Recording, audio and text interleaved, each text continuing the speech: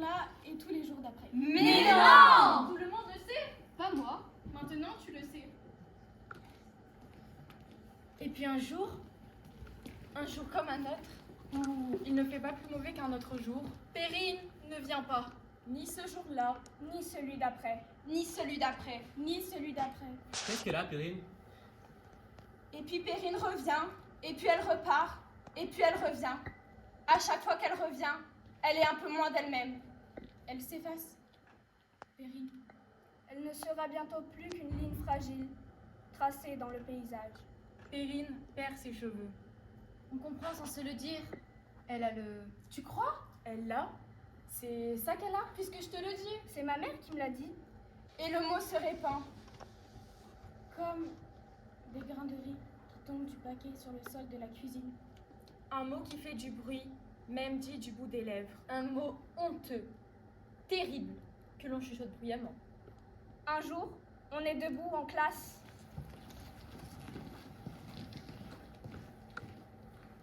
Sauf Perrine, qui est déjà assise à côté de Maxime. Le prof arrive, regarde Maxime et dit: Enlève ta casquette. Maxime, enlève sa casquette. Bouche bée. On reste bouche bée. Le prof aussi, il regarde. On regarde. Les mâchoires nous en tombent. On s'assied. Sauf Perrine qui se lève. Son sourire envahit toute sa figure. Elle en pleure de joie. Perrine prend la main de Maxime et l'embrasse, comme ça, devant Bon, tout le le numéro du monde directeur. en classe. Dit le prof. Et Maxime est renvoyé.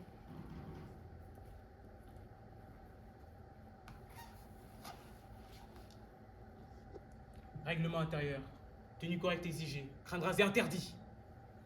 Et ça? Merde quoi!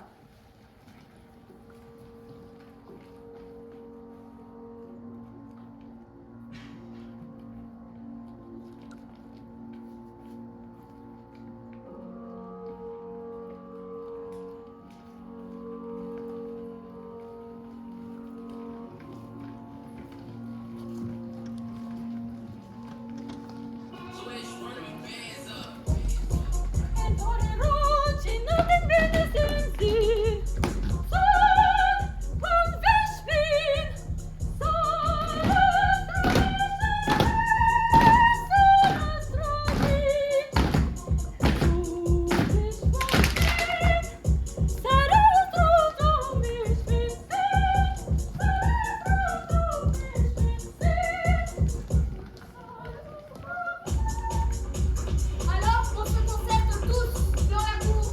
Pour Perrine! Pour Maxime! Parce qu'on ne peut pas non plus rester plus longtemps sans rien faire, sans rien dire. On fait ce qu'on peut. Ce qu'il faut pour se faire entendre! Et pour dire Non!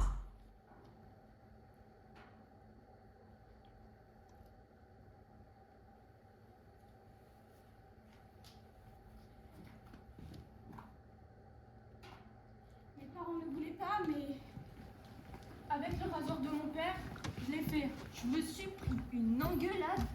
Mais moi, une paire de claques. je suis privée de sortie. Les miens ont très bien compris. Il y a des choses plus graves dans la vie que de se raser la tête.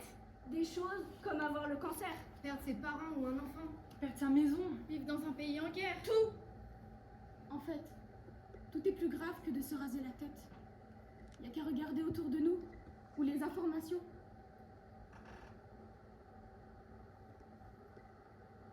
Quand il nous voit arriver, le prof, il devient blanc comme un flocon de neige. Blanc comme du lait calé. Blanc comme un chèque, sans provision. Blanc comme... Merde! Qu'est-ce que je vais faire? Il ne dit pas. Asseyez-vous. Il ne dit pas. Restez debout. Il ne dit rien.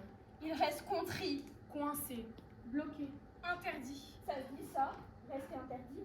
Oui. Ah. Pétrifié. Voilà ce qu'il est. Je vais chercher le directeur. C'est ce qu'il finit par articuler entre ses dents serrées. Conseil d'école extraordinaire, avec toutes les familles. On va pas punir les gosses parce qu'ils sont solidaires. Le règlement intérieur. Mais ça n'a rien à voir avec le règlement intérieur. La solidarité a des limites. Elles sont toutes petites, vos limites.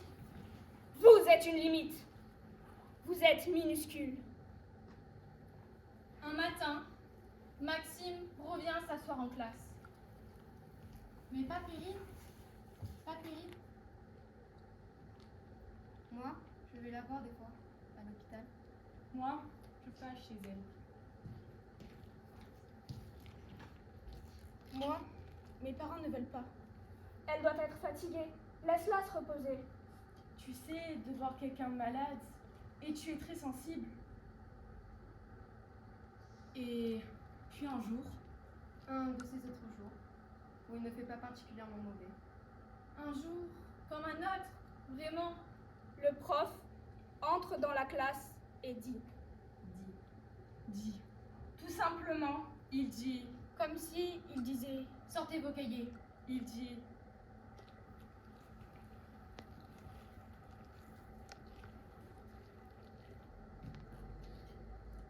Terry ne reviendra pas.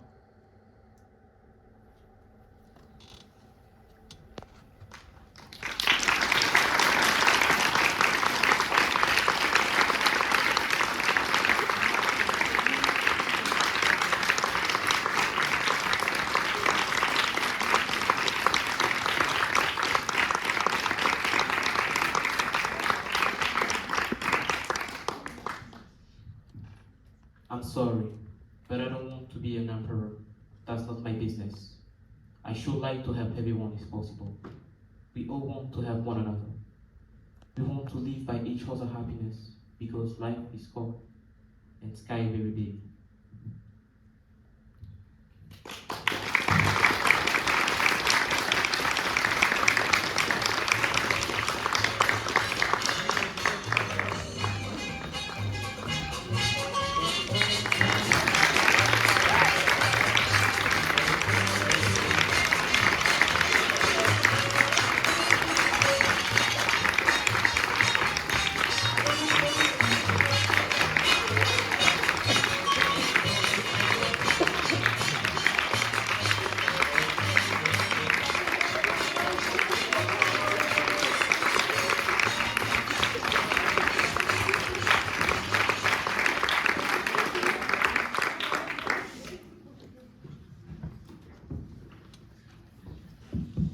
Merci. Alors, comme on vous l'a demandé tout à l'heure, on va